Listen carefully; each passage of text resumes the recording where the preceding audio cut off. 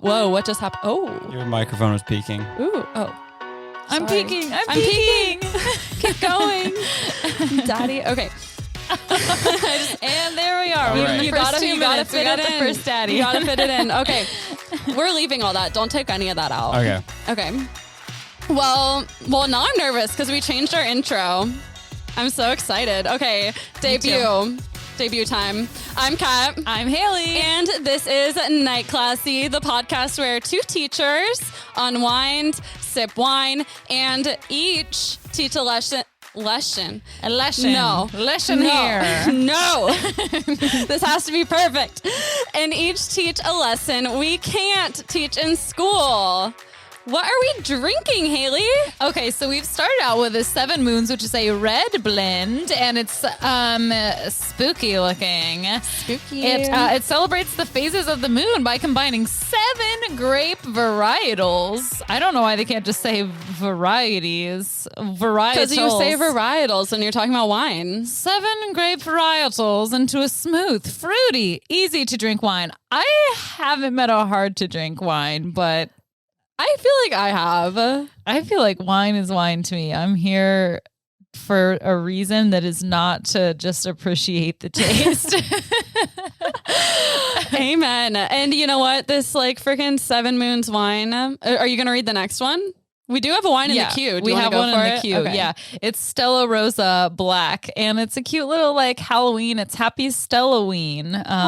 It's decorated. Miss Hines, one of the other teachers in my classroom, recommended this to me. So I wanted to give her a shout out because she was like, "You're not actually going to get it. You're not actually going to get it. You're not going to listen to me." I was like, bitch. Watch me. Well, shout out Miss Hines. I'm like scared of the day my coworkers. No, one of my coworkers, Miss Din, shout out Miss Din. I've told her about the podcast, but like I don't want any of the other teachers to know. I'm kind of like scared for the day that it gets out that this is a thing. Yeah, I feel that way too. But Tommy and I talked about it, and he was like, you can't be in between. You have to like either just own it and do it, or you're just going to like live in this place where you want it to be successful, but also you like are in hiding. And I was like, okay, that's true. Yeah. I guess if I get fired for cussing on it, then that's what I get fired for. So be it. Tommy's the man. That's great advice. Yeah. I know. I felt really good after that. And it was great because I ended up posting about us on the about Best of Memphis podcast on Facebook. Yeah. And so many people from my school voted for us. That's great. Yeah. And I don't think any of them listened either, which is totally fine which too. Which is probably good. Yeah, my fear is just as a middle school teacher, like my middle school kids stalk me online and like this. I don't think I say anything like too inappropriate, but like no one wants to hear the things I say from their teacher. And also I don't want them bringing it up in class. So I'm kind of scared for the day that happens. I'm still in hiding is that what I'm trying to say. Like all my social media is private, and I mean, you know how it goes. There are perks to teaching 3-year-olds. So yes, that's one of them. They can't online stalk you. But anyway, we have these wine varietals. They're on brand right now. They're on theme. Yeah, a plethora of wine for our theme tonight, which is a little spooky. There's a crisp in the air. There's a crisp. We've got some pumpkin candles burning. We've got some Halloween sippy cups. Mine has a ghost on it. Yep, my sippy cup has a pumpkin on it. There's wine in it, which I suspect will put a spell of intoxication on us. A spell? Oh, yes, a spell. And we know all about spells. Do you want to know why? You want to know why? You want to know why? Want to know why? What are we dressed as, Hayley? Witches! This is a witch-themed episode because witches are the best. My spirit animal. Yeah, they're perfect and great. So we both have witch themed stories. We're very excited. I can't wait. Very excited. Like I couldn't stop talking to Alec about my like topic all week. It's so good. I'm so freaking excited. I played a game with my like childhood lifelong best friend. I think I've told you about this, where we were like witch sisters and we were twins, and that lasted for years. Like I love Witches. I feel like every young girl goes through a witch phase. Like, have you watched Pen 15? No. Okay, it's this show on Hulu about like middle school girls, and it's really fucking funny, and it's played by like 30-year-old women. They play middle schoolers in like 2000, and like all their co-stars are actual middle schoolers, so it's like really funny. But there's this episode where they get like into witchcraft, and they're like the weird girls who are like with the like streaky greasy hair, like these like the nerdy girls like dressing in black and like doing like witch spells in like the playground, and it's just the most relatable thing I've ever laid eyes on. I was dying laughing. They're like speaking in tongues. Yeah. Like, oh my God. Yeah. It's so funny. Everybody watch that show. That's just like Twilight. Like we've talked about before, being in 6th grade. Like, oh my God. so technically vampires could exist. Like, yeah. But I'm pretty sure witches do exist. So also, it's speaking of Twilight, I started reading Midnight Sun. Really? Yeah. How is it? It's not the same as reading Twilight when you're a 5th grader. That's for sure. It's not the best, but it is like Twilight. Remember when we reread Twilight last year? Yeah. I don't think I ever finished New Moon. Like Twilight was a nice little walk down memory lane, and then I started to read New Moon or something like that. I don't know if you had started. I don't know, but I read the whole first Twilight book, and I think it's different when you like read it as a kid and really enjoyed it, and then reading it as an adult, it's like reminiscing. Yeah. But starting a new book like that as an adult, it's like, this is not what I remember. Yeah. Exactly. Yeah. It was definitely good to reminisce and think about being in 6th grade again. Mm-hmm.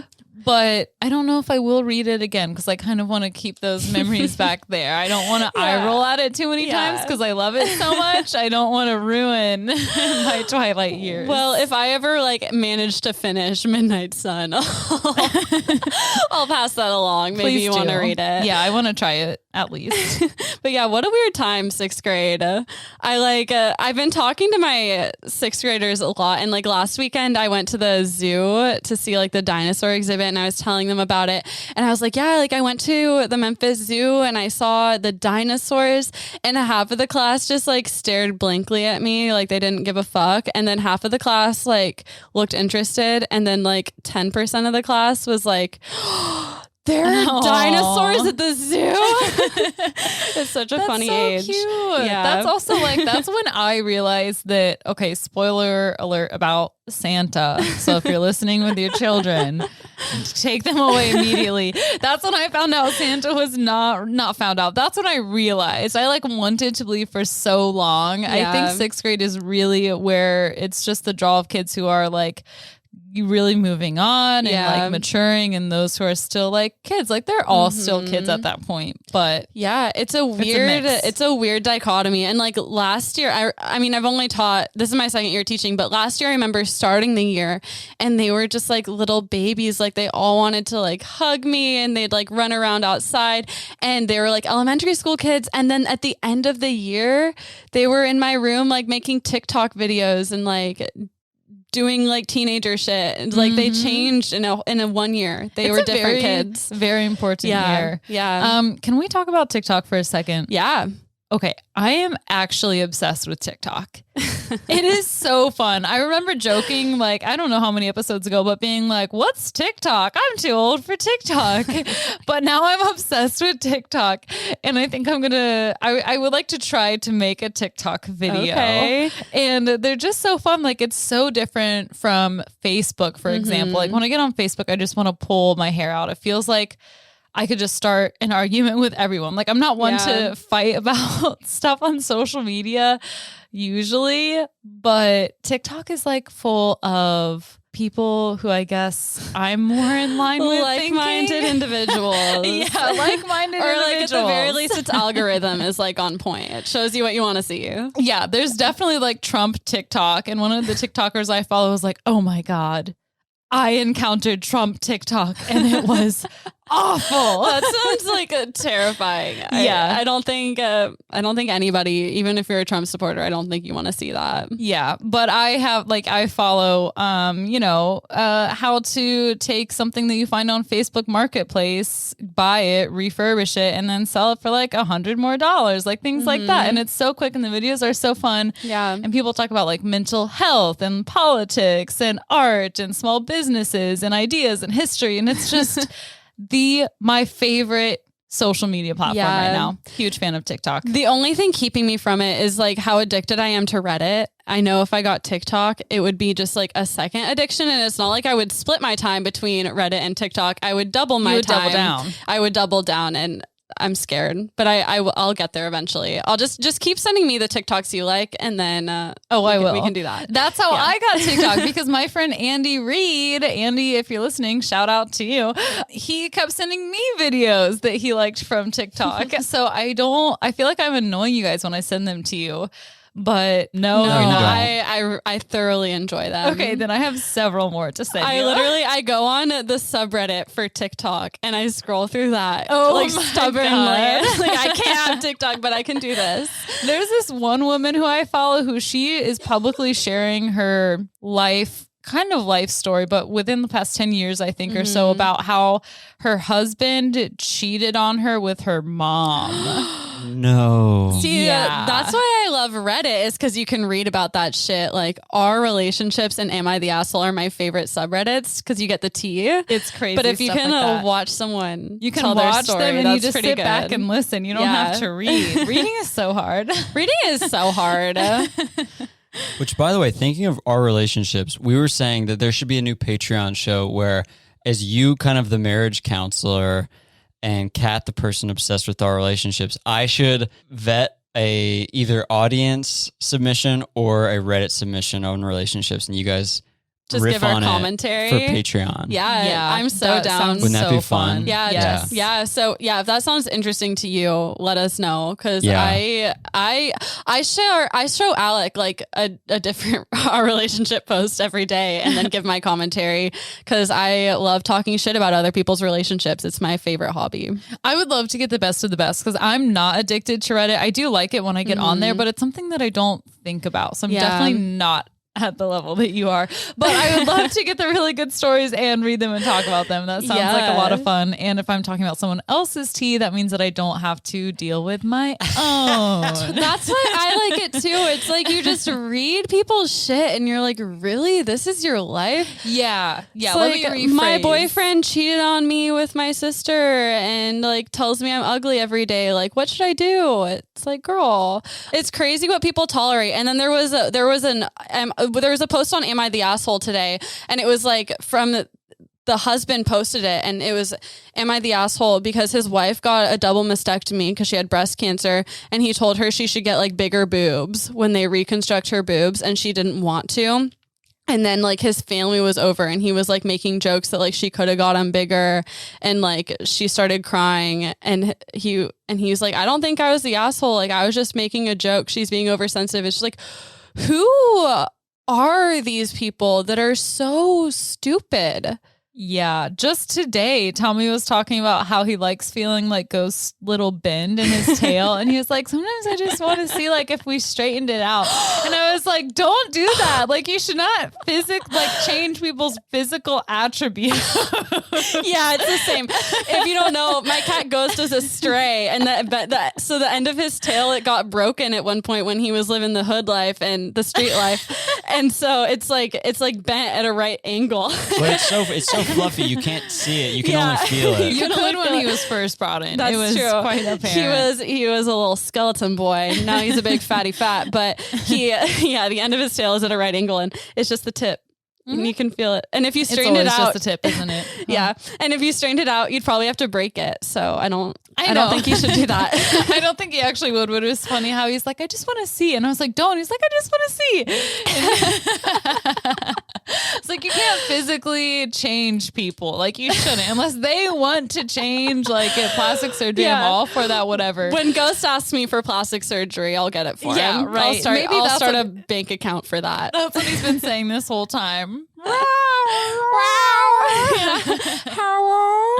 Yeah, that's literally what he says. That's what he sounds like. He says hello. Yeah, ghosts can like weirdly talk in a human timbre, and he says like hello.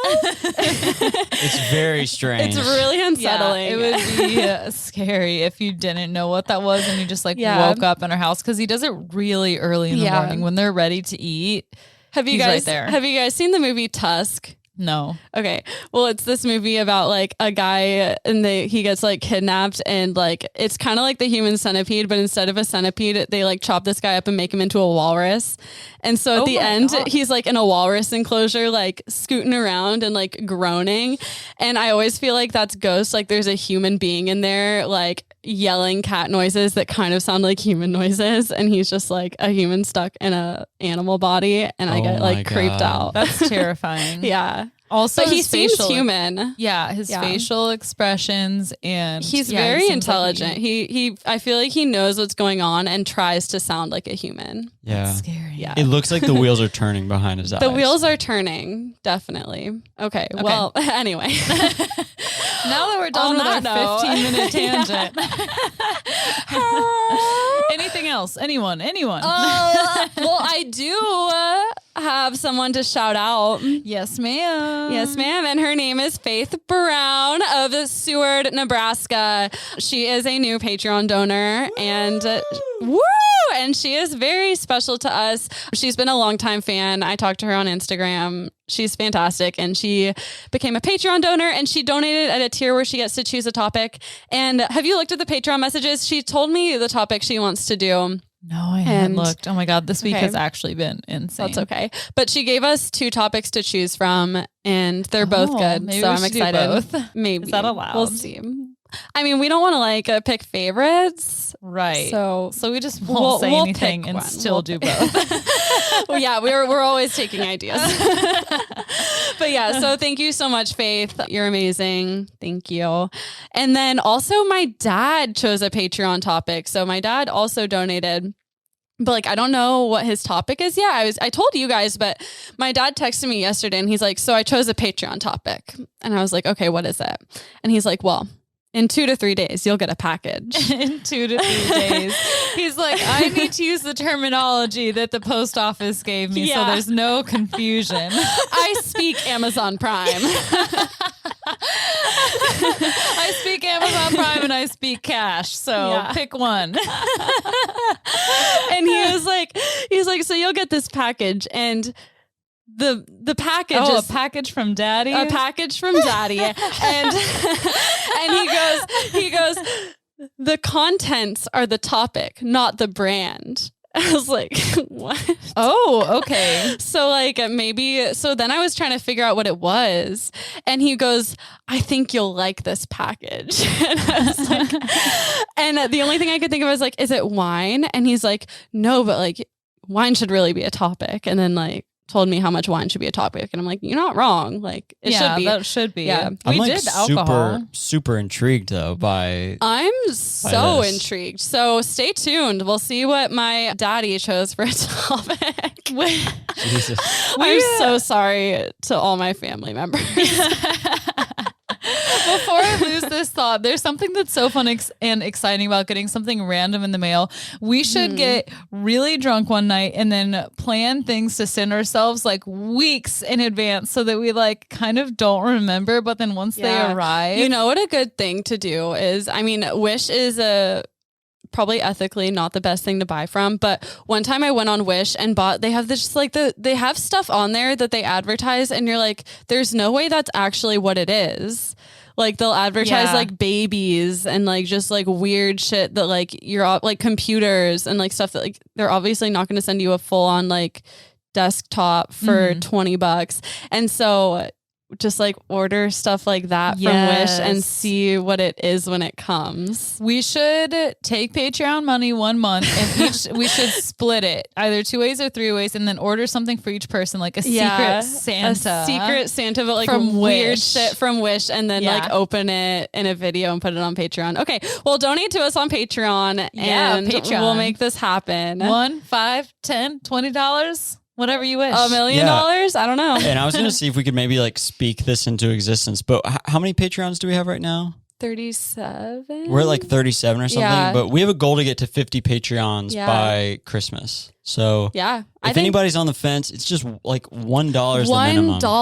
$1. And we post really cool episodes. Yeah. For $12 a month, you can support 2 teachers. Not $12. $12 a year. $12 a year. Yes, I'm sorry. Yikes. $12 a year. I was like, okay, she's upselling. Yeah. Leave it to the saleswoman on the team. She's going for it. Yeah, I do much better when I haven't had a wine and a half. Wow. Glass. I feel like you couldn't even talk today when you were sober. This week has actually been like, I have been working nonstop. Yeah. I fell asleep last night doing my notes. I wake up early so that I can get to school early to finish planning.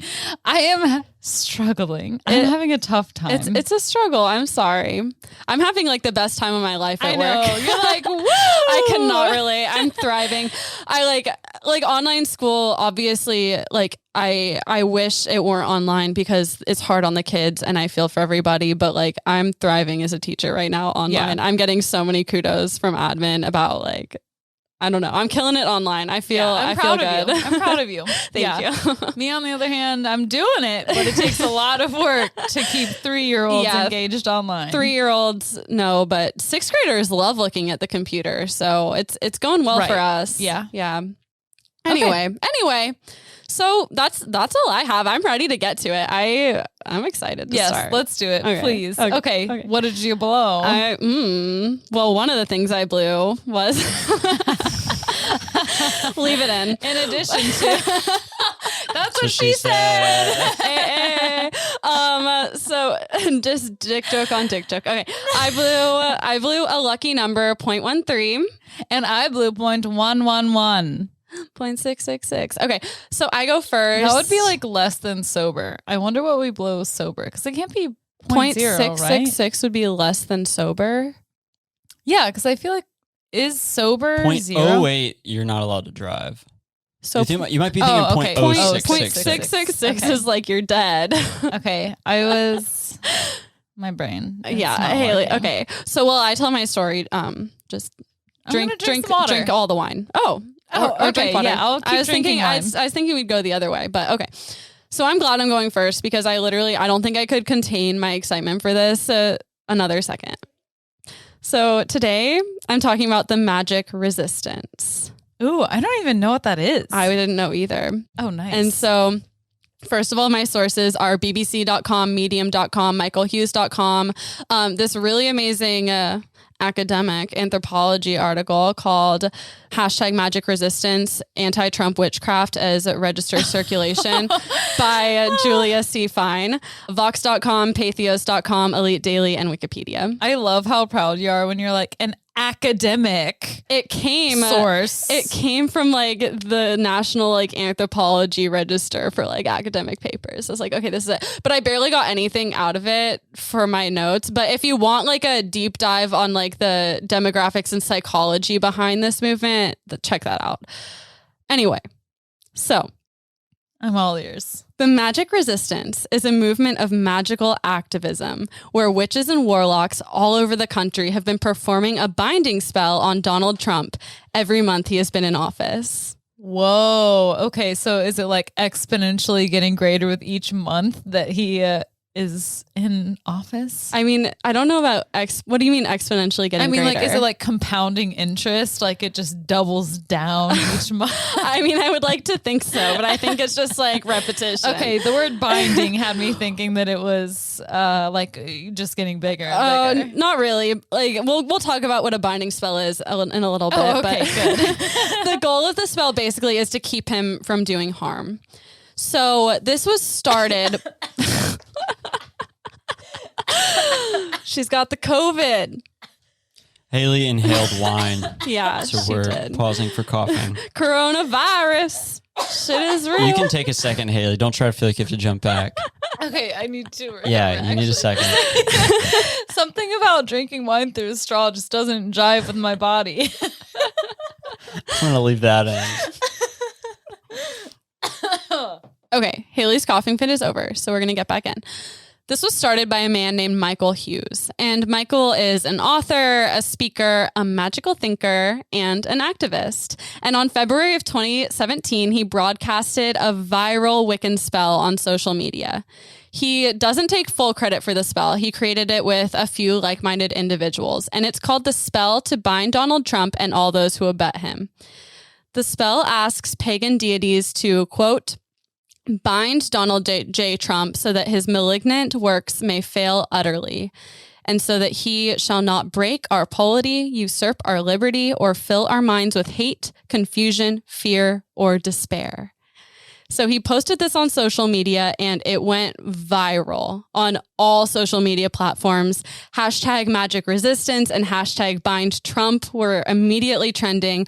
Lana Del Rey tweeted about it. Her tweet said, at the stroke of midnight, February 24th, March 26th, April 24th, May 23rd, with a heart emoji. Ingredients can be found online. Wow. I wonder why my algorithms didn't get me to see this. You didn't see this in 2017? I didn't see it. No. Really? I feel like I saw it everywhere. Like everyone was reporting on it. Yeah, I don't That's know. why. That's how I knew about this. You have like the witch algorithms. That's true. I do. Yeah, you're a witch bitch for sure. I like that. I'm a witch bitch. Definitely not a rich bitch, but I am a witch bitch. Okay. So after the spell's posting, covens across the country planned to cast this spell. And so these, like a bunch of Facebook groups were created to organize spellcasters, most notably the Facebook group Magic Resistance that had over 10,500 members all of a sudden at the time. So many people. And there were like tons of Facebook groups with like thousands of subscribers. So was it initially put out on Facebook or Twitter? What was the platform? I think it was probably Twitter. Okay. I'm not sure. I couldn't find anything. I was wondering that too, but I didn't see anything, at least not with like the shallow. That seems like a Twitter thing. That seems like something that he like wakes up just being like, I have to send out this tweet. Yeah. Well, I think so. He said it was very intentional, and he's an author and ended up publishing like other like books aligned to this. So I think it was pretty calculated, and the spell is pretty in depth. We'll talk about the spell in a little bit, but so other Facebook groups included Bind Trump Official, The Witches Against Trump, which the acronym is TWAT. I love that. I love that too. Witches Against White Supremacy, Witches Against Trump, Witches Against Fascist Totalitarianism, Magic Resistance Canada. These online covens using witchcraft as a form of political activism became huge overnight, had thousands of members, like I said. And according to Hughes, he posted the spell because, quote, it would be very welcome to a lot of people. And it was. Yeah, according to the way that it went viral. Yeah. People fucking loved it. And like there was a big range of like how people saw this spell. So some thought of the spell as like more of a unity prayer, something to do just like to kind of ease their own minds, a way to pray. And others saw it as literally, quote, ripping the bullhorn from his hands, smashing his phone so he can't tweet, tying him up, and throwing him in a dark basement where he can't hurt anyone, end quote. Okay. So there were varying degrees of seriousness. Yeah. That's like, that reminds me of the meme where it's like God making this tweet. And it was like just a little bit of vengeance. And then he's like, whoa. Yeah. And then all of a sudden he's locked in a basement. Yeah, so some people took it more seriously than others. But either way, like think of how we all felt in like 2016, early 2017. Like there was just this intense sense of powerlessness. And even if you were an activist, like calling your senators, marching in the streets, donating, doing whatever you can do, you still felt powerless. And so this ritual gave people a sense of power and agency at a time where they felt so helpless. And so since the broadcast of this spell, hundreds of people have repeated this spell every single waning moon and pledged to do so until Trump is out of office. Wow, good thing we've got 7 moons tonight. Exactly. Which you one didn't is waning? even know. Waxing, waning? Who So knows? waning. You know. Oh, I know. Waning is the last crescent moon before a new moon. So the very last one. The Before the a last full moon? moon. So You said it's the last. this diagram isn't in order. They're pointing at a wine bottle that has the 7 stages of the moon. The 7 stages of the moon on that wine bottle are like done to look aesthetically pleasing, but it's not accurate. Okay. I'm like, wait, which one? This is important. It's not. It's the smallest crescent moon before the moon goes away, and then there's a new moon. So that's when you do it, and you do it every month. And so practitioners of this ritual have dubbed themselves resistance witches. And this is I feel like that's just a general witch thing, is to be in resistance of society. Yeah, exactly. And so my next point, it's an umbrella group. Yeah. Okay, cool. Witches are witches. Witches just in. Witches love to resist. It's their kink. So this is a group. It includes neo-pagans, Wiccans, longtime magical practitioners of various traditions, activists, and solo practitioners that call themselves hedge witches. Basically, any kind of witch who wants to get rid of Donald Trump. They do this spell. What is a hedge witch? It's like a solo practitioner that like doesn't subscribe to a certain like discipline of witchcraft, I think. It's not like a master landscaper. Also, I just pictured like I just got that. I just pictured a hedge fund manager and like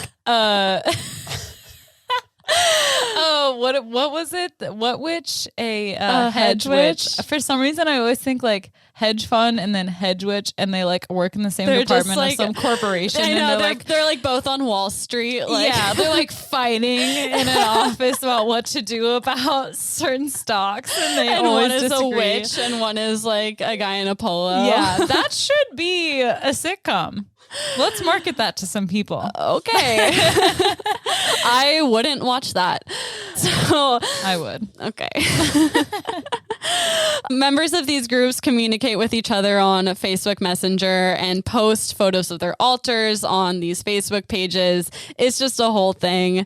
And most practice from their home, but some people have gotten like really intense with their like ritual. And one woman, Catherine Georgiera, she's the New York City moderator of Magic Resistance, and she casts the spell every month in front of Trump Tower. Wow. Which like the spell takes some time, so I'm kind of impressed with her dedication. Yeah. That's legit. Yeah, she's legit. Magic Resistance members say this group gives them a sense of community the same way a church service might for others. It allows them to make connections with other anti-Trump activists and gives them a space to counter their feelings of powerlessness. And to many, this may seem strange, this form of magic resistance. I never even knew, like, I've never thought about what being a witch would look like in the scope of politics. Yeah, it's kind of, it feels like a foreign idea because it, like, religion isn't supposed to have anything to do with politics, at least in like the dogma of the United States, theoretically. I mean, the real life is a different story, but yeah, like it you don't usually hear of people, especially witches, like praying to interfere with politics. It's interesting. Yeah. Well, that's how you know it's serious. Yes, it is serious. And according to Hughes, quote, Trump's presidency was surreal and abnormal. Therefore, there was a need to counter him and resist his administration beyond the normal channels like public protest, petitions, emails, and calls to representatives. So basically, this was an abnormal situation that needs abnormal action. And a major element of this spell is just making yourself feel better by like giving yourself the feeling of taking back power from the administration. So a lot of people recognize that this probably has no effect on politics, but it has an effect on their mental health. And that's where the power of the spell comes from. Yeah, that makes sense. Mm-hmm. Taking back control. Yeah, taking back control. And so the spell and act of witchcraft against the president has obviously spurred a lot of outrage from conservative and Christian groups. Obviously, no brainer. Yeah, they're always up in arms about something. Yeah, they get triggered just thinking about witches. What snowflakes? I mean, for a long time. That's been happening. Those conservative tears just melting on their snowflake faces. But an interesting thing is that this spell was even opposed by pro-Trump occultists.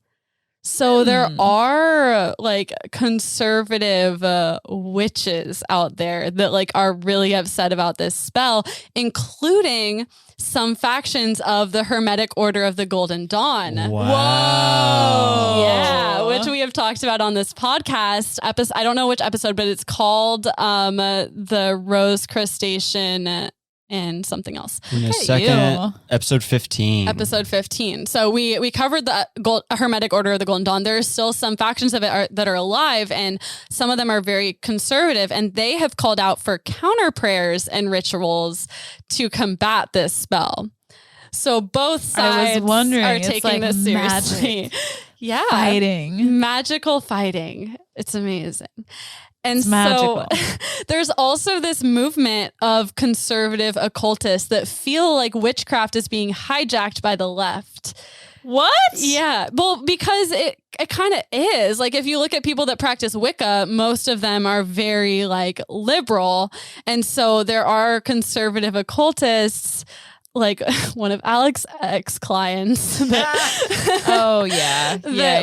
just crazy New World Order type people that feel like the true witchcraft is like conservative witchcraft and it's being taken from us by the liberals. To me, that's so crazy. It just depends, like, if you're a witch, okay, or a Wiccan, okay, and then like, are you like, where do you stand politically? Like, you can't like take an idea over. I feel like, at least not like that. I mean, you can like definitely, and also like witchcraft and paganism has always been like a fringe liberal like counterculture idea. So the fact that, I don't know, it's just stupid. So not witchcraft. That's not, paganism isn't stupid. I'm saying that conservatives saying that this is being taken from them is stupid. I think they just need a different name for what they're doing. Yeah. Maybe QAnon would fit in well with that. Yeah, I think a lot of these crazy conspiracies thinking that like politicians are lizard people and we're being controlled by aliens, and it gets wrapped up into one crazy package. So yep. And these people take to YouTube to defend the quote unquote real conservative witchcraft. So you can go watch them talk about it. I think I will. Because now I need to know. I need to know what conservative witchcraft looks like. I thought about watching these videos and then I was like, you know what? I'm not even going to give this my time. Yep. But also occultists like Matthew Galt of occultist website Medium insists that this is not the first time that magic has been used in politics, and it's not solely a tool of progressives, but also the political right. So he argues that before the election, the political right deployed an army of magicians to do magic in favor of Trump. Magicians, which is different than witches. You know, I'm not sure what the exact distinction is. Are they in the same neighborhood? I couldn't tell you. I don't know either. I feel like every time I picture a magician, it's some white guy working Wednesday nights at a pizza shop. I don't think this is the kind of magician he's just talking slightly about. Overweight. So I think what this refers to is magicians is people who do magic. Witches are people who practice Wicca, I think is the distinction, but I'm not entirely sure because this website Medium, I don't think it's a Wicca website. I think it's more of an occultist magic website. Okay. He says that part of this is the Pepe the Frog meme. Do you know what that is? Yes, I do. Reply All did an entire episode on that. It's insane. And so he argues, so if you don't know what Pepe the Frog is, I'm going to get into the background a little bit in just a minute, but it's that cartoon frog that you see on like a lot of like conservative memes, like edgelord kind of shit. It's so dumb. It's like those bulging eyes and big lips. Yeah. And it's like it's just this green cartoon frog. And so basically the idea is that to some people, Pepe the Frog isn't just a meme, but an avatar of the Egyptian god of chaos, whose name is Kek. You're nodding your head. Have you heard this? Yeah. Okay. Yeah. I mean, Reply All, one of my favorite podcasts again. Okay. Yeah, they covered it. I have no idea. Tell our fans. So there's this Egyptian god of chaos, Kek, and he does have a frog head. I have some pictures of Kek right here if you want to take a look. Yeah, I do. And some of them are turned into Pepe the Frog. Oh my God, that is so funny. Yeah. Funny. Pepe, funny. Pepe funny. The belief is that the alt-right's obsession with this meme borders on worship. And so it's like they're worshiping the god of chaos. And this helped manifest the chaos of the election. And just a little bit of background on Pepe the Frog, because I fell down the Pepe the Frog rabbit hole because it's so interesting. There's so much. There's a lot. Much. There's a lot. And I only have a few bullet points here. But Pepe the Frog originated as a 2005 comic by Matt Fury. And the comic was called The Boys Club. And it gained popularity as a meme on MySpace and 4chan. And then in 2010, it was appropriated by the alt-right as a symbol of white supremacists. And so it was used a lot in memes during the 2016 election, promoting Trump and then anti-Hillary memes. And in 2015, Trump, after this was well known, a symbol of white supremacists, Trump tweeted a video called You Can't Stump Trump that featured Pepe the Frog, who was, again, at the time, a known symbol of white supremacy in the alt-right. Is anybody surprised? Oh, you mean like also how he but chose not to denounce white supremacists? Yeah, and told the Proud Boys to stand by and stand down. Uh-huh. Yeah. So. Oh, interesting. Stand by. Yeah, not even stand down. Well, no, stand down and stand by. Stand back. Oh, yeah, stand you're by. right. Shit. Oh, yeah. I just don't want you guys to get like thrown to the wolves from the left. No. Right. He didn't say stand down.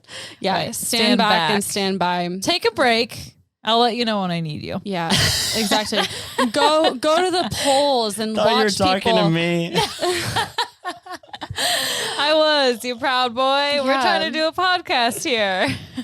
Just kidding. Alec is not a proud boy. Yeah. He's a shameful man. He's a proud boy, not a proud boy. If you know. Tone matters. Can we name this episode Proud Boy, Not a Proud Boy? Okay, anyway. I don't know. Can we? We'll see. Okay. So basically, this Pepe the Frog manifested chaos. And then there's also this idea of meme magic where certain memes become so popular they can manifest real life events. Kind of like the idea of vision boarding. If you like focus your energy on something, it can happen in real life. And so this was the evidence given for this, or the example given by Galt, was the Sick Hillary meme. Do you know what that was? No. I didn't know what that was either. And so I Googled Sick Hillary meme and I saw a lot of different memes. I don't know which one it was referring to, but apparently there was this like popular Sick Hillary meme that was like circulating right before the election. And then she actually did get sick at the 9/11 memorial. And so people kind of point at this and they're like, oh, it manifested, but people get sick. I don't think this had anything to do with it. Isn't that funny how memes are elusive though too, where it's like, unless it's highly popular, a meme, you can try and search exactly what it is, but you can never find that meme. Yeah. And like, it's so weird. Well, I feel like meme culture is such a thing that it's on, like, there are certain Instagram accounts or Reddit, like subreddits that put out these memes that get popular. But then if you go to Google Images and search for it, you don't find anything. Like, exactly, they're impossible to find. Yeah, because Pepe started with like a group of friends, I think.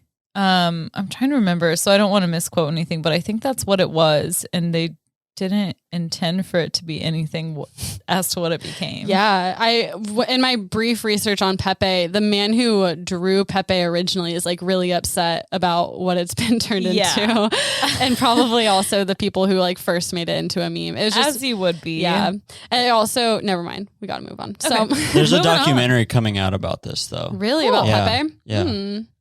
Well, you heard it here first, folks. Matt Fury was on Tim Heidecker's podcast this week. Really? To talk about it, yeah. Wow. Okay. Look at us being classy. No. Being with our finger on the pulse. I almost said Finger on on the pulse. I almost said on the trigger. That's not what Finger we're on doing. the pulse trigger. It is alive. It's live. It's live. The pulse trigger is alive. It's peaking. It's peaking. Oh, no. Stop.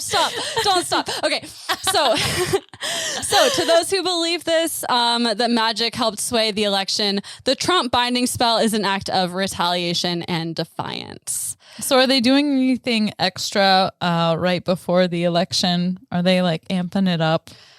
So we'll talk about a little bit where this movement is today, Okay. and it's kind of disappointing. But Oh shit! first, let's peek and talk about the spell itself. So binding spells are common across many neo-pagan and occult practices. They're meant to channel energy to limit someone or something's power. So it's perfectly appropriate. Where do they like channel the energy from? Do you know about that with like paganism? And I think what you do, I mean, I'm by no means an expert on paganism, but from what I understand is it's like any other religion. You pray, make sacrifices, meditate to the gods that you worship, and then they can interfere with their energy. Okay. That's what I understand. And I know there's a lot of different sects of paganism, so not all of them are the same, but I think that's the blanket what makes happens. sense. Yeah. And so this particular binding spell is a variation of any other binding spell. Binding spells have gotten a bad rep, apparently, as being malicious because witchcraft is not meant to do any harm. I mean, yeah, I get how that could get some feedback from that side where they're like, put him in the basement. Yeah. Lock him up. But also, like, the whole point of the spell is to keep him from doing harm. It's not meant to do harm against him, but it's meant to bind him so that he can't exercise his influence. Stand back. Don't stand by. So things binding spells may be used for are restraining a person from harming themselves or others, forcing a person to feel pain they've caused others, controlling a person's behavior, thoughts, or emotions, compelling someone to be attracted to another person, attaching two or more people together, connecting a magical object or spirit, binding to a place and time, making oaths and commitments, enforcing personal boundaries, or combining ingredients in spells. And if you want to cast the spell to bind Trump and all those who abet him, here's how you do it. So, like we said, the spell is performed at every waning crescent moon at midnight until he's out of office. And so the materials you will need are an unflattering photo of Trump. Okay, so just Google Donald Trump. Exactly. That's what I said too. And the website I read this on, it like has a link for like one you can print, and here it is. And I think there are like many better ones. It's the classic Donald Trump face where he's making the like his face. little like duck face kind of a thing. Yeah, his eyebrows are like turned up, and he's his lips are stretched. Yeah, it's not. He doesn't look as tan as normal in that picture, though. Actually, you're right. That's the one Alec and I chose. Alec pulled up a better unflattering photo. Cross-eyed. I really like the ones where it's like, I think it's photoshopped where he's not tanned. Those are the best. Really scary. He looks like, again, I've said this multiple times, but he looks like Mr. Krabs without his shell on. He totally does. And it's disgusting. And say what you will about his awful spray tans, he would look worse pale. Like, yeah. The worst spray tan can sometimes help you. Yeah. I would know because I have a spray tan all the time. Right. I love fake tan. Yeah. Oh my God. That's horrible and so true. He looks like a corpse with makeup on in the coffin without his tan. So what we pulled up was a side by side of Mr. Krabs naked and Trump without his spray tan. Yeah. You know what? I think you should keep spray tanning. I forget how old he is. Like, that's something that people always say all the time. Like, oh, he, whoever the candidate is, but especially right now, like Biden, like he can't remember this from that. And he's so old. Like, it's like Donald Trump is old as fuck too. Yeah. That's like, I stay friends with some like really crazy fucking dumbass conservatives from my small town on Facebook just so I can like see the crazy shit they post. Yeah. And they're always posting memes making fun of how old Biden is. I'm like, do you not understand that Trump is just as old? I don't get it. No, they don't, because fake tan makes you ageless. Clearly. I mean, I believe that. So another thing you need is a Tower tarot card, a tiny stub of an orange candle, a pin or small nail, a white candle of any size to represent the element fire, a small bowl of water. Is the orange candle for Trump's stand? Yeah. A white candle to represent the element fire, a small bowl of water to represent water, a small bowl of salt to represent earth, a feather to represent air, matches or a lighter, an ashtray or dish of sand. And then some optional materials are a piece of pyrite, which is fool's gold, sulfur, black thread. And then also, if you can't find an orange candle, you can use a shriveled Cheeto or or a baby carrot. Baby carrot, you can grind it up for some added effect. You can have your dog chew on an orange marker. Yeah. Crayons melted down also work. You can pick your nose and just pull out a giant booger. Right. You can leave your lunchbox at work for 2 weeks and whatever orange mold grows on it. That works really well. I think that's sometimes the best way. You don't always have 2 weeks to prepare. And it also, according to Hughes, you should use like whatever you feel best represents Trump. So whether be that a Cheeto or a petri dish of orange mold, like it's really up to you. Smash a cantaloupe in your backyard. We could take that like rotting pumpkin that we had on our front porch for like 8 months. We're about to get some more pumpkins tomorrow, so we'll have some fresh bait. Yes, I can't wait. Hopefully we don't have to use them in the new year. Pumpkins are sacred. I wouldn't use a pumpkin to represent Trump. Yeah, pumpkins are not fair. Pumpkins are too good. They're pure. Anyway, so preparation, write Donald J. Trump on the orange candle stub with a pin or nail. Arrange the items in a pleasing circle in front of you. Then lean the tower card against something that's standing up. So you lean it up vertically. And then you say a prayer for protection and invoke blessings from your preferred spirit or deity. You read the 23rd Psalm out loud. And then you should also use a lesser banishing ritual of the pentagram to cleanse the ritual space. And we talked about the lesser banishing ritual of the pentagram in the episode where we talked about the Hermetic Order of the Golden Dawn. So if you want more information on that, head to episode 15. And then the actual ritual, you light your white candle, and then let me take a deep breath. There's a lot of spells to read. Okay, here we go. I believe in you.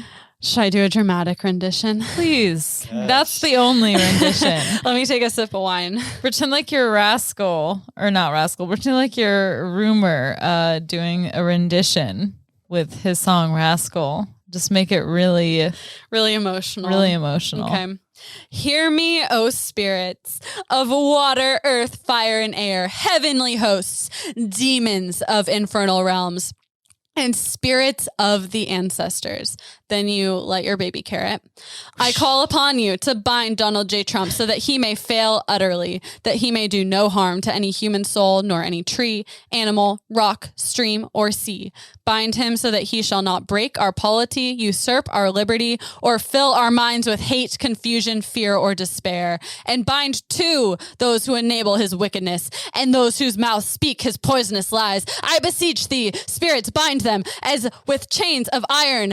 Bind their malicious tongues. Strike down their towers of vanity. Then you invert the tarot card. I beseech thee in my name, Katya Winter Barnhart, in the name of all those who walk, crawl, swim, or fly, of all the trees, the forests, the streams, the deserts, the rivers, and seas, in the name of justice, and liberty, and love, and equality, and peace. Bind them in chains, bind their tongues, bind their works, bind their wickedness. Then you light the small photo of Trump on the flame with the orange candle stub and hold it carefully above the ashtray, speaking the following loudly and with increasing passion as the photo burns to ashes. So mote it be, so mote it be, so mote it be. Blow out the candle, visualizing Trump blowing apart into dust or ash. Then pinch or snuff out the white candle, ending the ritual. Whoa. That was amazing. Oh my God. That was so good. Can we actually do this, please? Yeah, I want to. You did did so great. You're gonna have like all the churches in the Memphis area reaching out. Like I was trying to like channel some Baptist preacher energy. I started speaking tongue and like convulsing. Yeah. I went to a Pentecostal church one time and they were like anointing us with oil and speaking tongues into our ears and slithering around on the floor. And it was like the best experience of my entire life. I loved it. They were bewitched. They were. And so when the ritual is complete, you cleanse your space, you go through the lesser banishing spell ritual of the pentagram again, and then you thank your protective spirits for their guidance. You should also eat something, then bury your orange candle at a crossroads or by running water. And that's the end. Wow. Yeah. That was really good. I love. That's not the end of my lesson. That's the end. No. I'm saying like that not reenactment, but that delivery of that spell was just Thank like, you. I'm still in awe. You should do public readings of spells more often. I think I should. You can hire me at your church. My we should do email spell is, of the week. Yeah. Spell of the week. Email us at nightclassypod@gmail.com. So if you're wondering where the movement is now, I did visit #MagicResistance Twitter. And it's not very active, unfortunately. People are still doing the spell. You'll see a few people posting about it or posting their altars. One thing I did notice that I thought was really cool is that some of the focus seems to have shifted to manifestation visuals. So there's one Twitter user named Kitty_Lemieux who makes these really cool visual manifestations for Trump losing the election. So she makes these like fake newspapers that say stuff about like Trump suffers historic loss or Biden inaugurated, the nightmare is over, and they look like New York Times newspapers. So it's kind of like That's vision cool. boarding. And I have a couple of them here if you want to take a look. Oh, wow. Yeah. Yeah. So they're kind of cool. How creative. Yeah. That really helps. Yeah. So she, I love it. Has the date on it, November 3rd, 2020. Election results. Actually, it should be November 4th, but that's okay. Because voting day is November 3rd. If you don't know, you need to go vote on November 3rd or request a mail-in ballot. Yeah. So those are cool. I went on the Facebook group for Magic Resistance NYC and it's pretty dead. Membership is down to 74 members and the last post was in 2017. So membership plummeted. So just a little bit ago, Just a- 2017. Yeah. But I did go on the Bind Trump official page and that still has 5.8 thousand members and it's pretty active. So I actually requested to join the page. It's public, so you can go on and read everything. And when I requested to join, you had to agree not to share publicly any of the posts on there. So I'm not going to like talk about any of the posts, but Trump did get diagnosed with coronavirus and hospitalized today. So that Facebook page looks pretty much exactly like you'd think it would look right now. It's amazing. I wonder, because we're recording this on Friday, October 2nd. Yeah. And this is going to be released on midnight on the 8th. Yeah. I just wonder what's going to be going down. I know. About now. I'm curious and hopeful. But yeah, and if you're interested in becoming a magical activist, check out any of these Facebook pages, check out the Twitter, and you can also purchase Michael Hughes' book called Magic for the Resistance: Ritual Spells for Change if you want to take part. And that's my lesson. Wow, awesome. That's where I would start if I became a witch. I know. I kind of want to read this book. Not going to lie. We should. Let's go. I think we should definitely buy it, at least as a coffee table book. Yeah. It looks pretty awesome. I wish there was a hard copy or a hardcover. I don't think there is. We can laminate it. We're teachers. Yeah. It's probably like self-published for Kindle only, but you know, it looks great. But yeah, let's hear a quick break from our sponsor and we will be right back. So now that we started work, I never have time to like fully eat lunch. I never have time to think about fully eating lunch. It's like really bad. Like there's not time to think.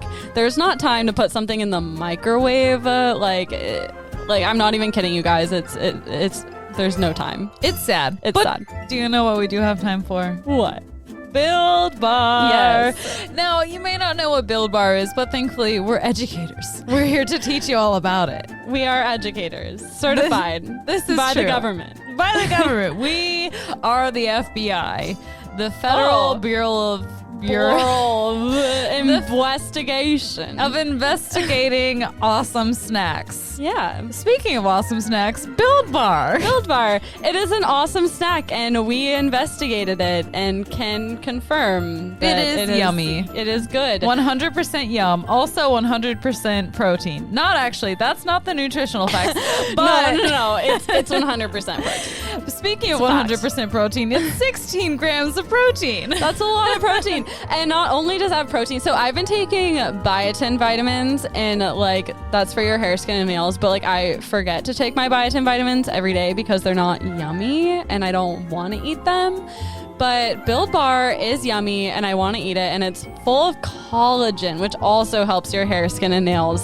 So it catches me up on that aspect of my life. In layman's terms, it's that good. It hair, skin, nails, on fleek. You gotta look good, because otherwise you look bad, and no one wants that. Right, but also like you want to feel good, and you know sometimes it doesn't check all the boxes. No, I'm not talking about Build Bar. I'm talking about the other guys. The other guys, because Build Bar does make you feel good. It has no added sugar. It's sweetened by honey and dates. It doesn't have any preservatives or dyes. It's just 100% good, and 100% makes you look good. And not to brag or anything, but it's also ran by females who are not only running Build Bar, but they also have full-time corporate jobs. So Yeah. just like us teachers, they're working full-time plus another thing. We're working full-time plus another thing. Boss bitches all around is my point here. All around, support women, buy from women. Be women. Be a woman. Be a good looking woman with nice hair, skin, and nails with Build Bar. And muscles. Yeah, muscles are freaking awesome. Some people have muscles. I don't. But if you do, Build Bar is a good way to maintain them. All right. So if you want to be a snack, feel like a snack, and eat a snack, do a snack. Do a snack. If you're interested in snacks, all you have to do is go to buildbar.com. BYLD bar.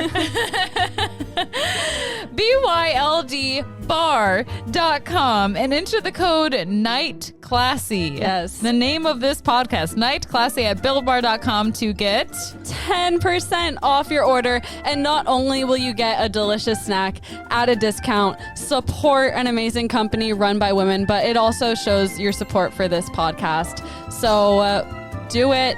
Eat your snack. Look like a snack. Buy a snack. Do a snack. Feel a snack. do all the things snacks. Touch Go a snack. right Go. now. Yes, go. Right now. Bye. Bye. Welcome back, friends. That's what I call my preschoolers, but you're Aw. adults here. So welcome back, adults. Students. Welcome back, students. Scholars. Listen up. This is Miss Madden's class. So as you know, we're sticking on theme for our witchy theme today. And Kat, we did the thing that we're not supposed to do. We talked about the topics. We did talk about it just a little bit, just a bit. just right before. We were just sticking our toes in the water. Just a taste. Just feeling it out. And what we talked about was mine is more based in the Salem Witch Trials. So like not the OG witches, but the OG witches in like US history. the new school witches. Right. Right. The new school witches. Yes. New school The witches. new girls on the block. The OG witches and also The witches across the pond. Yes. But the other way. and etc. Yes. And we talked about, so if you don't know what the Salem Witch Trials are and the backstory of them, please just look them up. I have notes on it, but I feel like it's not. We're not going to do any background. Do you want me to do a background on them? mean, Should I? okay, Alex I says feel no. like it's not that Not important. I feel like necessary. you can just look it up if you. Okay, but to be fair, for the longest time, I thought the Salem Witch Trials were in Salem, Oregon. So Okay, so let me clear up a few things. The Salem not Witch recently, Trials, but maybe you should do a little background because Okay. maybe there's stupid people like Let me. me. You're not stupid. You just don't know yet. And she's from the Pacific Northwest. Yeah. Yeah, which is known for this being was in like stupid. middle school. Okay, yep, it's true. Okay, We're known so for being mean, not stupid. No, I wasn't saying stupid. I was saying You- that's why you would think Oregon. Oh, You are mean, though. Let that go on the record. I'm not kidding. The Pacific Northwest is known for people being mean. The weather is cold. It's also, cold. The Seattle people freeze. You're freezing all the time. And you have a raincoat on and your hood is up. And so you have blinders. You can't see people and you're grumpy. You don't talk to strangers in the Pacific Northwest. What is your like alter ego called again? What did we call it? Cassandra. There's Severa. Claudia Severa. Claudia Severa is definitely a witch, and I think that's true. Mm-hmm. She's Also, a Seattleite. So to begin with, the Salem Witch Trials took place in Salem, Massachusetts, not Salem, Oregon. And that was in the 1600s. Also, I named my notes the Salem Bitch Trials. That's the title of this episode, right? I think maybe that could make it. I don't know. I'll see if I can fit it in somewhere better, but I just needed to talk about it. I think that's like, really good. I've never heard that before. Really? Yeah, no. I hadn't either. And I thought that I was just like, being unoriginal. No, I think we should trademark that. Okay. Mm-hmm. Salem Bitch Trials trademarked. The Salem, Oregon Bitch Trials. Yeah. Like Portlandia, but different. Which I started watching, by the way. You did? Do you like it? I did. I had to turn it off because I was staying up too late watching it. It's so good. It's so Fred good. Armisen is a friggin' genius. Yeah. Mm-hmm. It's very good. He's a good old boy. He's not in this lesson, though. So we're going to stay on track. We're talking about the Salem Bitch Trials. So eyes and ears on the teacher. So this started back when two cousins fell ill. Betty Paris, who was 9 years old, and Abigail Williams. She was 11 years old. I'm sorry. I got to stop you. This is giving me extreme. I don't want to say PTSD because that's a real condition. Mine is fake, but I took a class in college on the Salem Witch Trials and I had to read this long ass fucking book about those two little bitches and then write an 8-page paper, and I did not enjoy it. So in layman's terms, Kat is going to be teaching 2 lessons on this episode. I'm a history major, and this is history. It was history. It was. It is no was. longer. It's expired. Yeah. There's a statute of limitations on the... I paid $100,000 to take a class on witchcraft. So that's why we can call thanks, Mom and Dad. Yeah, that's why we can call it the Salem Bitch Trials, because it's no longer history. And we can't learn anything from it, so don't even try it. Absolutely nothing. But this is all fiction, so stay tuned. Just kidding. It's not. It's very real. There's a lot we can learn from it. Misogyny. So, turn your ears on. As I would tell my preschoolers, we turn our ears on, we go click, click, click. We turn our ears on and we turn our mouths to 0. Okay, full body listening. Betty Paris and Abigail Williams are cousins. They fell ill. Their symptoms were just a bunch of things. Body convulsions, crying out in pain. They were barking like dogs. They were on 10. They called in a doctor. Their symptoms were... he was like, I don't know. Physically, they seem fine. And so... basically, it was they were beyond medical explanation, and he concludes that they are under an evil hand. They got some bad cake, right? Yes, yeah. Exactly. That is at least the theory here that I'm covering. So obviously, Kat has I wasn't talking insight. about... Okay, sorry. Yeah, I'm let it self-reveal, Kat. No, I was talking about something else, the witch cake. Okay, yes. So witch cake, exactly. The doctor concludes that it must be the devil. The devil works through people and he uses their bodies, and the result is witches. And so the Salem Witch Trials, long story short, a bunch of people are afflicted, in quotation marks, and they are accused to be witches. Now, one way that they tested to see if someone was a witch or not was that they would mix someone who had been accused as a witch, their urine plus, what was it, cake plus cake. They just make put the urine in the cake. Urine cake, witch cake. It's all the same thing. Mm-hmm.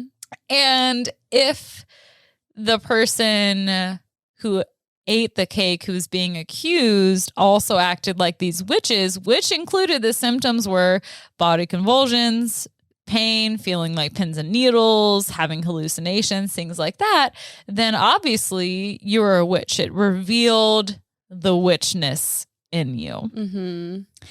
And lots of people got accused. It started out with these two girls. They accused other people. These people accused other people because, like, the Puritan set of mind, which is like the religion that was practiced mainly in Salem, Massachusetts in 1662 during and the beginning of the Salem Witch Trials, was that either, with their following and teaching of the church, they either want you to confess that you're a witch so that you could then ask for forgiveness and promise to never do witchcraft again, or admit that you're a witch so that they could hang you. And if I were a witch, I would never promise to do witchcraft never again, personally. But long story short, a bunch of people get accused of being witches because it's a cycle. It's like, well, who made you a witch? Who made you a witch? And you feel like when you're being interrogated, especially if you're a little child, then you accuse someone else of turning you into a witch. And in this case, they accused like a homeless woman, I think, and like people on like kind of the outskirts of society. And then it just like turned into a whole thing. Exactly. They were considered afflicted girls. 4 girls accused 3 other women. All 3, like you said, were outsiders. There was Sarah Good. She was a pregnant peasant. Jesus. She's pregnard. Also, she's pregnant.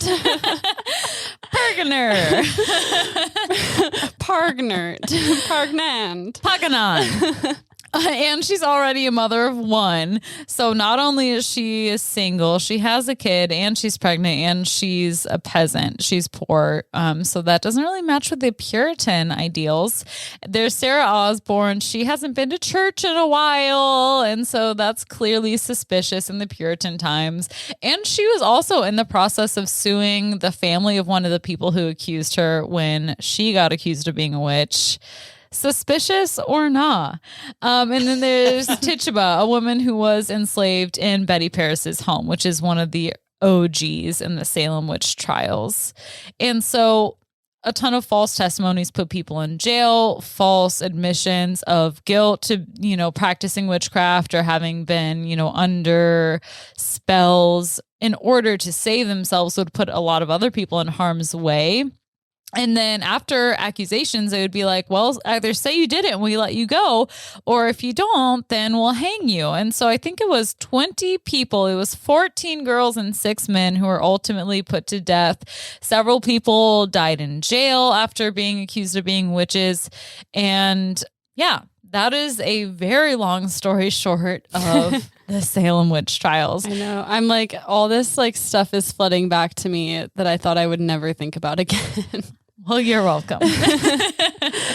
What are you thinking about? What's flooding back? There was this book they had us read about, there was like basically these 2 prominent families in the town.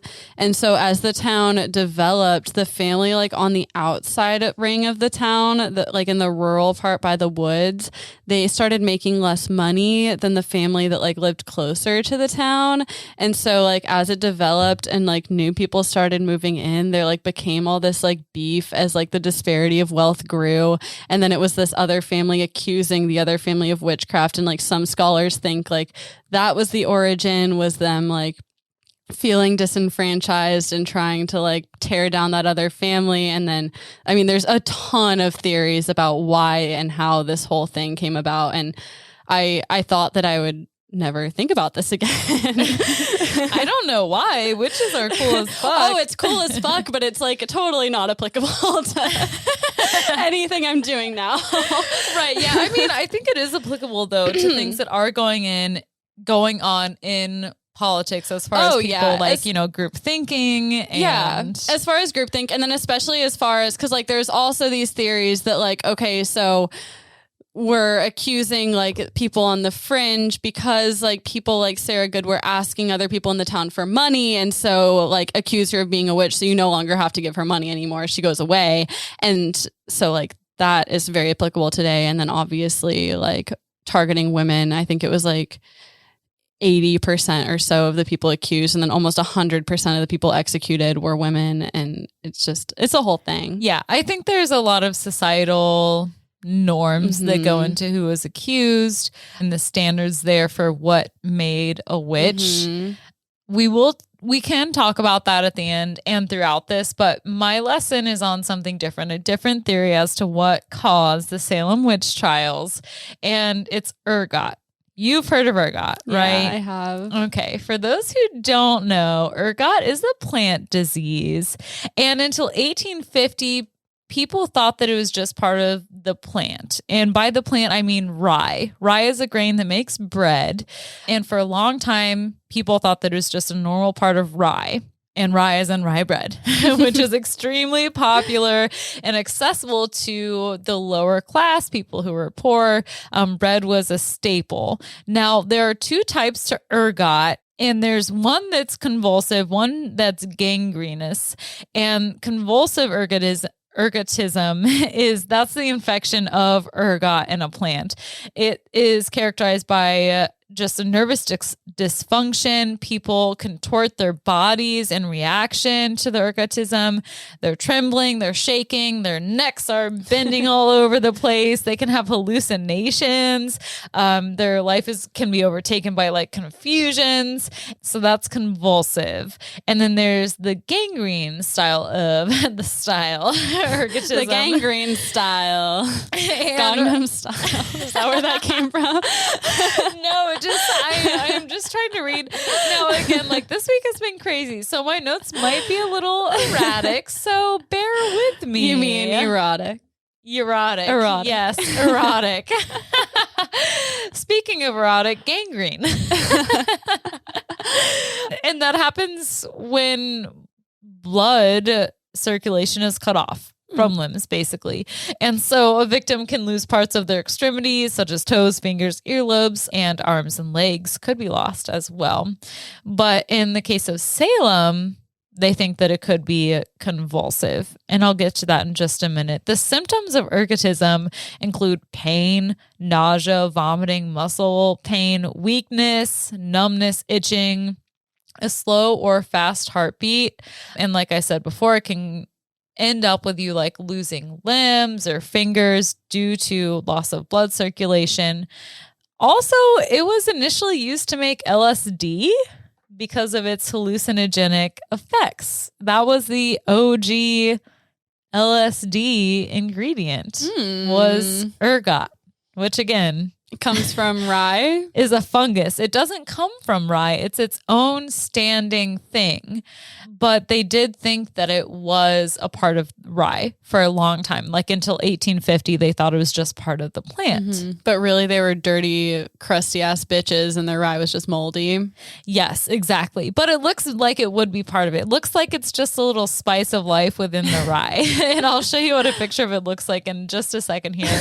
So it is an infection, but it's an infection when consumed by animals. It's a fungus to the rye. So it's just like rye that's been stored in our refrigerator for a while. Yeah, our refrigerator that doesn't work. It doesn't work. It doesn't work even a little bit. It's like a second pantry. Yeah, I put stuff in the fridge and Kelly was like, oh, just put it in the freezer. Like the freezer is a fridge now. The freezer is the new fridge. Yeah. And it's also a white noise machine.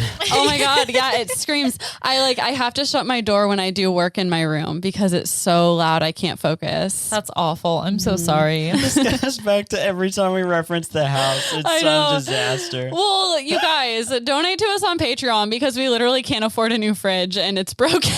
Yeah. It's pretty bad. It's really bad. It's really bad. We're living like we're in fucking 1600 Salem right now. Also, in addition to donating on Patreon, vote. So maybe we can get some teachers some better pay, some equitable pay. Yeah, for vote. So So vote so we. Yeah, I'm gonna stop. Okay. Back to ergot. There are some medical uses actually for it. Besides its, terrible side effects, it can be used for excessive bleeding during menstrual cycles. It can be used to ease the pain during the start of menopause. It can be used before and after miscarriage to help bleeding, and then also after childbirth to help get rid of the placenta. That's interesting that it's associated with so many female things, and then like it's also associated with witchcraft. That makes me think. Makes you think. Makes me think. Wow, you can think. I can. Such a superpower. I can. Look at you. I just, thinking. sometimes I can, sometimes I can't. But when I can really do it. But when you can, okay. That's why I refer to tampons as witch fingers. She was touched by the witch finger, which made her think that maybe there was a connection between witches and ergot. It's almost as if she discovered the connection. Wow. Big brain. You and Tommy got me hooked on saying like people have big brains and they're smart. And so I've started telling my students, like someone will get something right and I'll be like, ooh, big brain alert. Yeah, I say that to my students now too. And they're like what? Yeah. Like not even. Their faces just tell me that they're thinking, what? Big brain. Yeah, Tommy started that all. And I think, I don't know, there's just something There's funny something about really it. funny about it. Big brain. And I have one favorite class who's like really smart, and I always like tell them they're my big brain class. Also, is this wine carbonated? Why does it taste like cherry cola? I have no idea. I don't know. It's gross. Alec, try it. I don't think it's gross. I think it's gross, but I'm still gonna drink it. Oh, it's like sangria, right? It tastes like cherry soda. I couldn't find it. Carbonated. I spent 10 minutes, not 10 hours, going up and down the wine aisle, and then it was under the fine wine section, like near the cheese. You hear me, And I Miss was like, Hines? the fuck? This is nasty. I don't think it's nasty. I think Do you it's think nasty. it just tastes carbonated because you're drinking wine through a straw? No, it's actually carbonated. Yeah, there's and a little thing about it. Look, it tastes- even has these it little, tastes like cherries. stars. It tastes like I cherries. think that for the price of this, you could get the same thing just drinking Franzia. I think for the price of this, you could drink a Mike's Hard Lemonade. Like it tastes like carbonated strawberry juice. Yeah, it's not my favorite. No. Okay. Sorry. Okay, we were talking about big brain, and then we moved on. Ooh, and we're drinking out of brains. Yeah. Yeah, we are drinking out of brains. Now, rye showed up in other places. Obviously, the first place that it showed up was not just in Salem. It was in the Rhine Valley around 1857 AD that the first, at least historically noted, outbreak of ergotism was documented. So in Germany? Don't know. That's probably. question. Yeah, a lot of the outbreaks happened in France and Germany, Okay. mostly France because of the climate, but Rhine Valley does sound like it would be German. The Rhine was the right between Rhine France and River. Germany, Yeah. right? So either France or Germany. Right. It was I right don't in there. know. It wasn't Okay. France or Germany at the time. Yeah. So obviously. yeah, just to be clear, it was referred to as holy fire. Do you know about this? I don't think so. Okay, so it was fire because of the burning sensation, as if you're on When fire. you pee? Oh, Yeah, just all over right. your body. It was an STI, Yeah. except for omit the S and omit the T. It was an infection of the rye. It was, it was a Riley transmitted disease. Yes. An RID. Yeah, yeast infection, but make it rye. Yeast, rye. All the The same. same thing. All the same. So there was a burning sensation, and then it was holy because they were like, this must be punishment from God. Everything was punishment from God back then. Okay, I thought the exact opposite. I was like, if I felt like I was being punished, I wouldn't think, and obviously I don't subscribe to the same ideas that they did in 1857, but I was like, if I thought I was being punished, I would blame the devil or something that isn't God. I think like the idea was that God punishes you. Oh, I thought that was the devil's job. My mom used to tell me that God would punish me when I'd be bad. Oh, yikes. Even though we were not religious, she just liked to tell me shit like that. I don't know. Yeah, she's like, ask your friends. Yeah. They'll tell you all about God's punishments. Okay. So yeah, it was the Holy Fire. And then, so that was in 1857. A little bit later in 1039 AD in France, there was another outbreak of this Holy Fire. And it was later, we've seen that it was the gangrenous ergotism. And so people were like, losing limbs and shit. Oh my God. And like it was painful and 100% terrible. So they put up a hospital to care for patients. It was dedicated to St. Anthony. And so the name evolved into, instead of Holy Fire, St. Anthony's Fire. Oh. Yeah. And when I read about this, I was like, it seemed like they missed the mark a little bit. Like if I were the saint, I would want it to be like St. Anthony's Soothing. Like I would want it to be like a savior complex type deal, not like just change the name of the fiery, terrible condition. Hayley's COVID. Yeah. Haley's heinous infection. Yeah. Yeah. And so I think that it should have been different from St. Anthony's Fire, but nonetheless, it was St. Anthony's Fire. So a bunch of monks took over and they ended up erecting over 300. Yes, our daddy monks ended up erecting over 300 rock hard hospitals. Love a daddy monk. To treat those inflicted with St. Anthony's Fire. That's what I'm going to call it. It was the first Planned Parenthood. Yeah, it was. Can we call this episode the first Planned Parenthood? There's a lot of title options. Okay, good. It was before separation of church and state. It was a 2-for-1. And then also, fun fact here, each hospital that they erected was symbolically painted red to be a symbol for those who are illiterate, which was most people, so that they could go to their big red thing to help them alleviate their pain. The big red rocket pointing up at the sky. Just walk in there. toward it if you feel like you're burning. Just the tip. Yes. Just the tip. You don't need to go all the way in. Just follow the tip of the red. Of big, the big red. Big red. We're drunk. I'm sorry. No, curiously enough, many people felt better in the hospitals. And it's thought that it's because rye bread was not served in hospitals.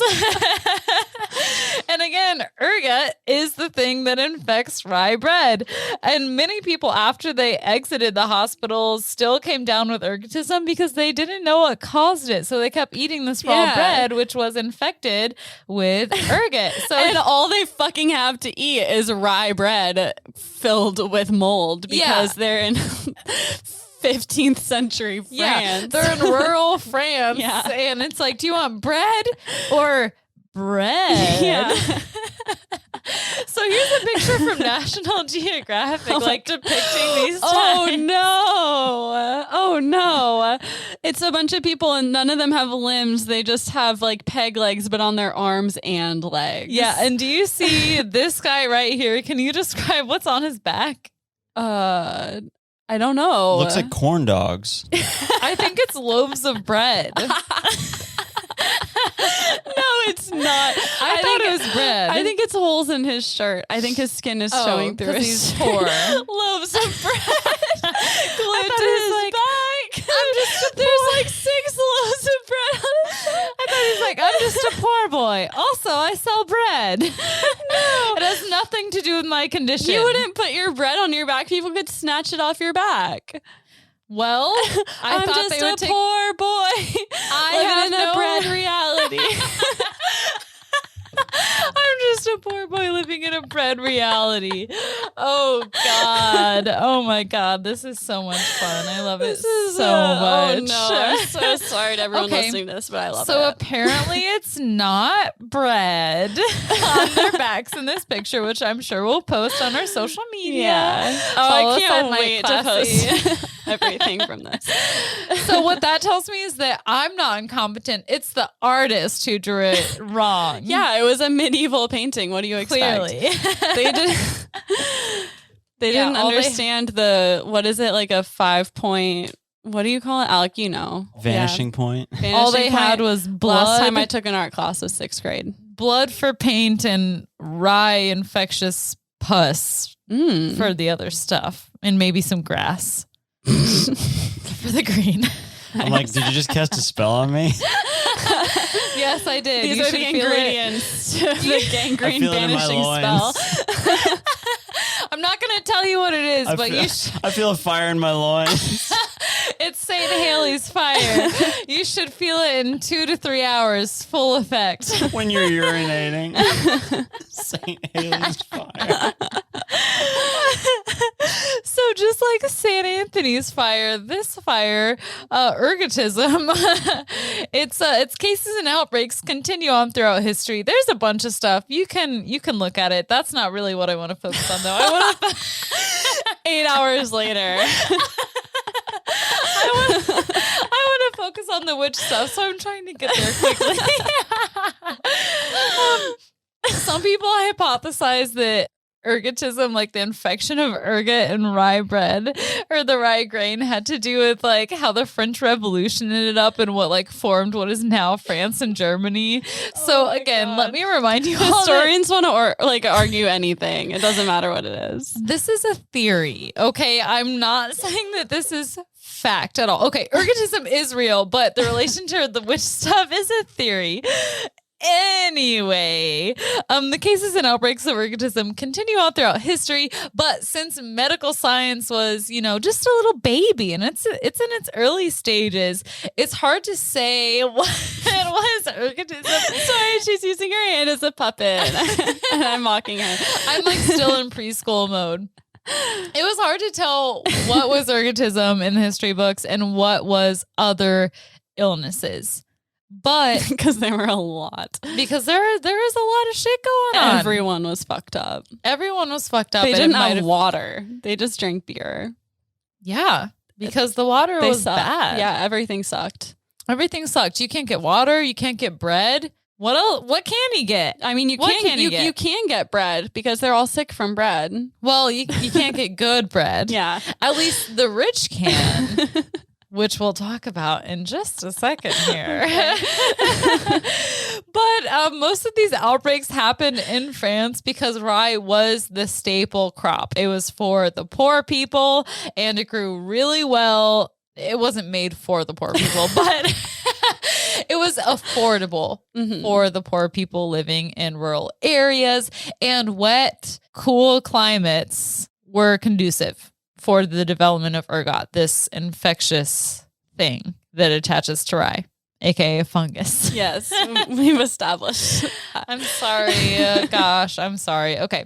And so it was really hard to prove, not to prove, but to try and figure out what was causing all of these outbreaks until in 1670, a French physician, Dr. Thulier, he kind of thought that maybe this thing that's going on is not an infectious disease, but maybe it's due to something else. He's like, this whole St. Anthony's fire, maybe there's something else to it. And so he noticed some key differences between ergotism and some other infectious diseases. The first thing is that surprisingly, it was more common in rural and poor areas rather than these dense populated city areas where, it can spread really easily.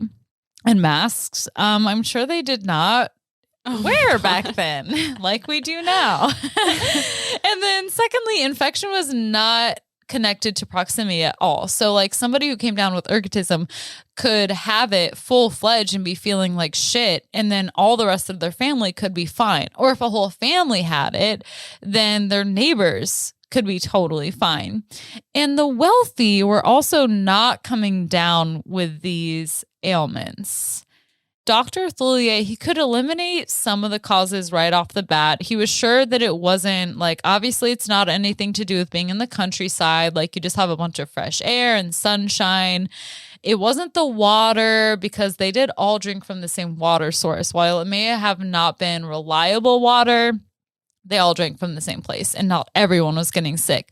So he's like, it's got to be something in the diet. And so Dr. Thulier would visit his patients and take a bunch of notes on what he saw. And, you know, there's pork in some places left out. There was beans in some places, but almost every single time there was a loaf of rye bread. And it was the most popular bread amongst the poor population. And he was like, okay, that's interesting.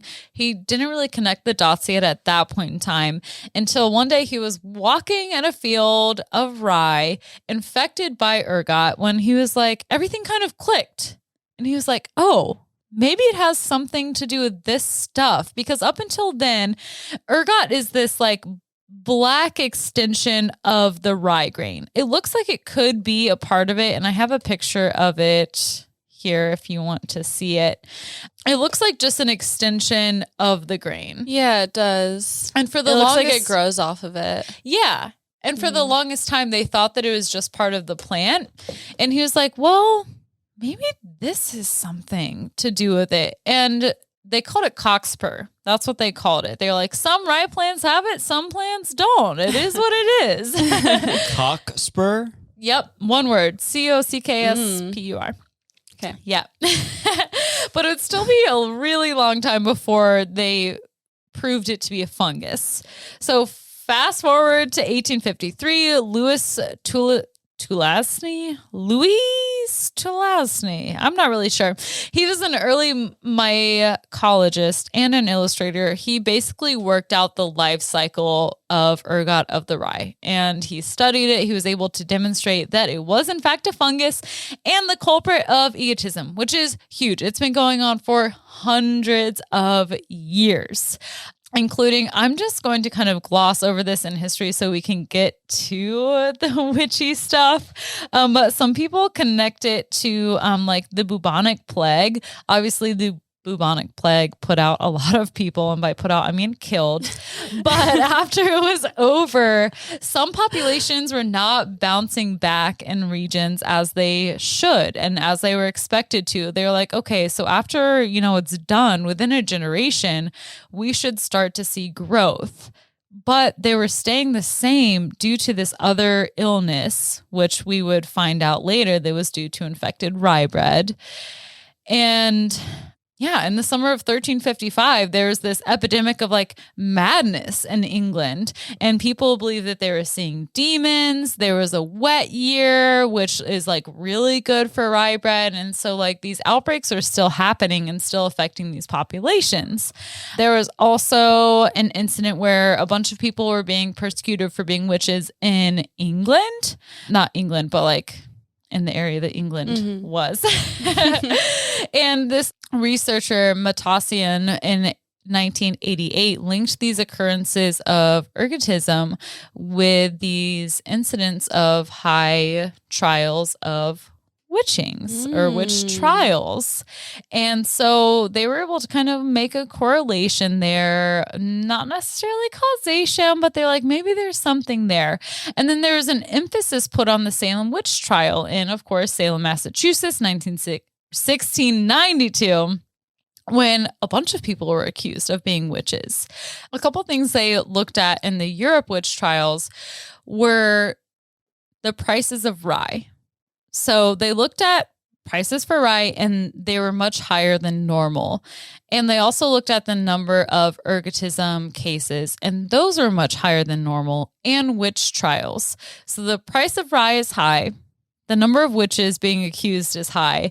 And so they're like, people were less picky when they were picking out their rye to make bread. So they bought the less expensive stuff, which was infected with ergot. So they were like, okay, so maybe it is ergotism that has to do with these Witch Trials, because if you all don't remember, some of the symptoms of ergot is that there are hallucinations, convulsions, people feel pain all over themselves. And so if you were a person in 1662 or 1692, oh shit. Okay, so it was in 1662 that, the Salem Witch Trials are going on. And this woman, the psychologist, Linda Caprol, hypothesized that it could be due to ergotism that caused this bewitchment, as they called it. And I'm just going to pull a quote here from one of my sources. She said, "As I began researching, I remember having one of those kind of aha experiences where I was reading a book in which the author said that he was at a loss to explain the hallucinations of all of these people in Salem. It was the word hallucinations that made everything click." And so the hypothesis now is that these people in Salem were eating this rye bread, which was highly popular in Salem, that was infected with this ergot fungus that pretty much only affects rye, some other grains, but mostly rye, and that it was causing these hallucinations, these convulsions, these experiences that otherwise cannot be explained, just as if you were to look at someone with an ulcer or internal bleeding, you'd be like, you're fine. There's no explanation for what pain you're feeling, but the explanation they think could be ergotism. And so the Salem Witch Trials could have started with a fungus in the rye bread that they were eating. Now, I think there are a lot of things that also go into the Salem Witch Trials, such as just kind of fearing things and people that are different from you, and groupthink, scapegoating. It's very easy to point fingers, especially when you're being accused and interrogated. But one of the main hypotheses is that it's ergotism. It's a fungus of the rye bread. And I had no clue. Yeah. I mean, that's so interesting to hear you explain it, because when I took that class, it was kind of like there are all these social theories, and then it's like, and like there's also this theory about like them getting like poisoned by this mold, but that's not like, that's just like a fringe theory. It's been disproven, but the whole like theory about the Salem Witch Trials, like even in the class I took, it's like it was a combination of all these things. And it makes sense that the way you explained it, that this could have been one of the things and people were hallucinating. And if you read the documents, did you read any of the documents of the women like giving their testimonies in court and accusing each other? Not the documents. I read like quotations of the documents. They said crazy shit. Like I saw the devil come in and like he looked like this and he like took her and she floated away and rode away on her broomstick and like just like crazy stuff. And they said it as if they saw it, and like maybe some of this was hallucinations from this. It's really interesting. That's what I'm thinking too. I don't think that's all that it has to do with. I think there is a lot that goes into it. I think it was a kind of a perfect storm of a lot of things, and this easily could have been part of it. Yep. Well, I mean, that concludes my lesson. Let me get my sources real quick here. I have Sabrine on YouTube, and that's just her name, Sabrine. I have a box of video from YouTube, WebMD, TED, Education, History of Massachusetts.org, botany.hawaii.edu, and National Geographic. So let us know what you think the Salem Witch Trials all about, and let us know if you've completed your spell that Kat recited so nicely for us. Please do the spell. If you enjoyed what you heard today, please subscribe to us on Apple Podcasts. That's the absolute best thing you can do for us. Or you can rate, review, subscribe. Please tell a friend. Word spreads by word of mouth. Or support us on Patreon. Follow us on our social media. And 3, 2, 1, class dismissed.